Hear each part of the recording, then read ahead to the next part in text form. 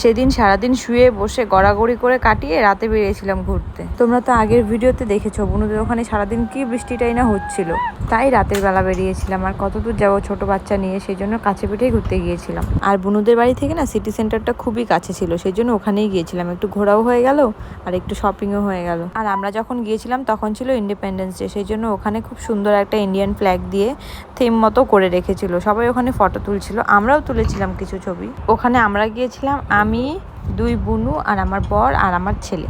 কিন্তু শপিং করেছিলাম শুধু আমি আর পাপা। তবে ওরটা কিনে দিয়েছিল ওর পিসিমণি আর আমারটা কিনে দিয়েছিল আমার বর। তারপর ঘুরতে ঘুরতে গিয়েছিলাম একটু গেম জোনে, কিন্তু ওখানে গিয়ে কি লাভ, পাপা তো কোনোটাই খেলতে পারবে না, সব বড়দের, মানে বড় বাচ্চা বা কিংবা বড়রা। আর আমরা সেই মুহূর্তে এতটাই টায়ার্ড ছিলাম যে আমাদের মধ্যে সেই খেলার আর এনার্জিটা ছিল না। আর এখানে না খুব সুন্দর সুন্দর কিউট কিউট টেডি ছিল, বাচ্চাদের গাড়ি ছিল, বাইক, আর এগুলো কি যেন থার না কি, বাচ্চাদেরই ওসব। তারপর বেরোনোর সময় দেখি এই লোকগুলো এই খেলাটা খেলছে।